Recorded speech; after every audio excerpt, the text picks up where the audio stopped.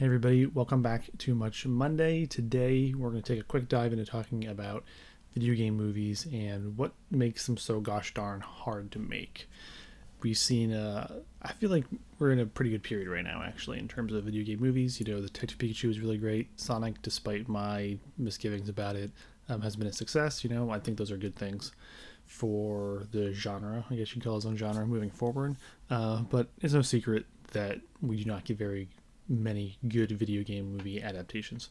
So I want to talk about why that might be. I think primarily it boils down to a couple things, some that might seem pretty obvious up front, others that maybe you hadn't thought about.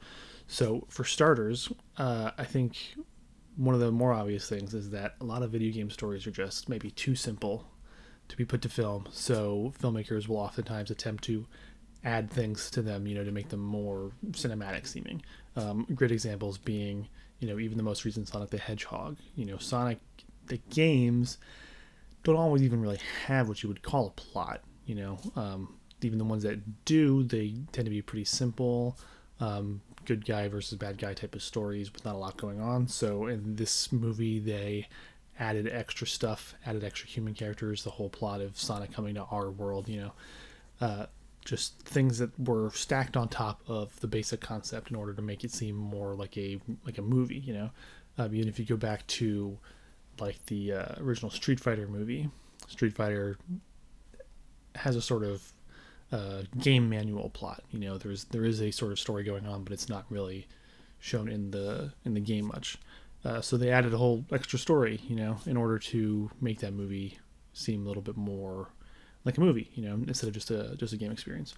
I think overcomplicating things is a huge one, and that also means that people playing the video games don't necessarily even think about the story in cinematic terms because they're used to playing it. They're used to it being this more sort of simple thing. So when you translate that to the big screen, it ends up, you know, you go into the movie with sort of the wrong expectations, I guess, is the point there. Another thing is an issue of pacing. So Detective Pikachu, I think, is maybe a pretty decent example of this, because that's an adaptation of a specific 3DS game that came out.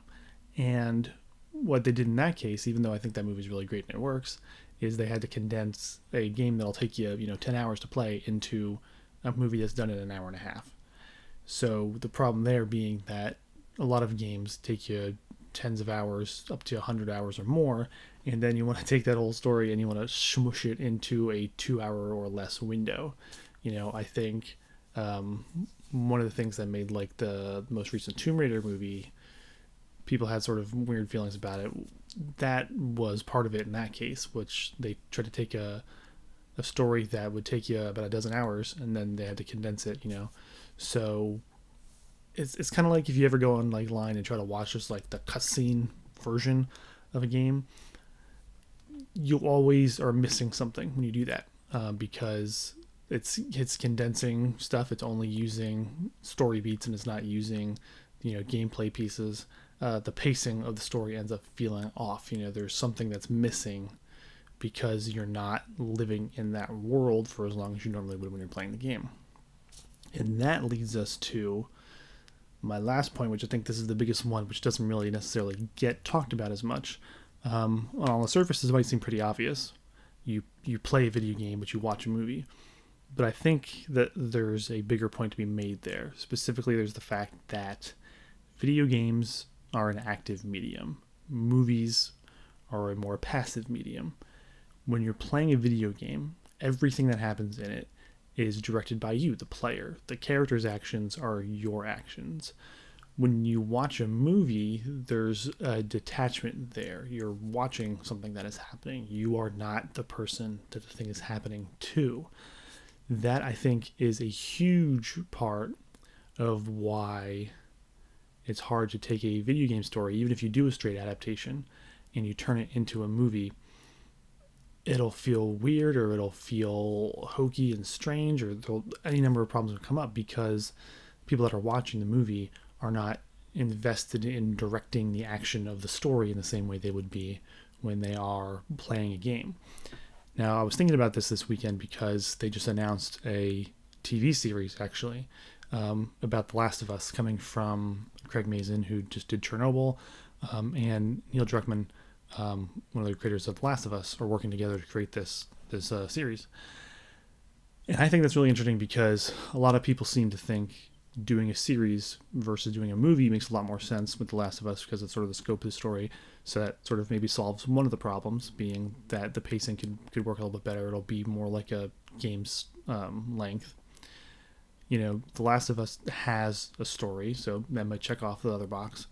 But the third point is that I still wonder if people will have the same reaction to certain parts of that story if they are not in control of what's happening.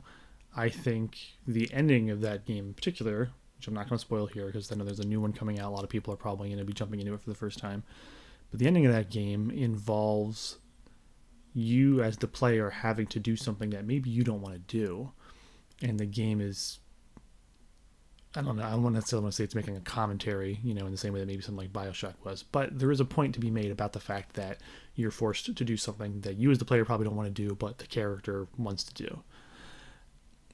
And that part is going to be lost during the transition to a TV show, because you as a viewer, you're not doing anything. You're not involved in what's happening. You're just watching it. You can be emotionally invested, but you're not the one actually making the characters do stuff. In a video game, if you get to a dramatic moment that you don't like, or that moment in The Last of Us, you can get up and walk away, and in a sense, the thing never happens.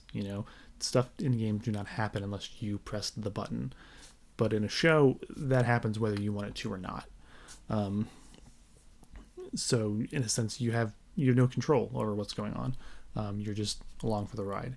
And I think that's a big difference. You don't get the same kind of emotional investment. Movies obviously are very good at doing what they're able to do when you have strong creators and people that understand the medium and are able to evoke particular emotional feelings out of it. Video games do their own things in a different way. When you try to jump from one to the other, what ends up happening is you have to remove a layer, basically. The person who normally is in control of what's happening in the game, what's happening in the story, is no longer in control. They're a passive observer in a sense, and that translation introduces a lot of these problems that we come across. That's really my take on it. I think those three things combined together to varying degrees are what ends up leading us sort of down the path to ruin, I guess you could say, and why these things are just so hard to make. So again, that's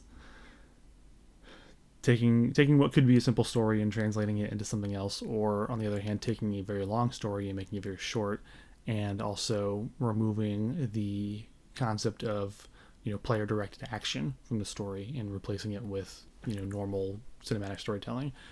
Those three things combined, I think, are the reasons why we see so many video game adaptations fail. Maybe the creators are not necessarily taking those things into account when they're doing their translation.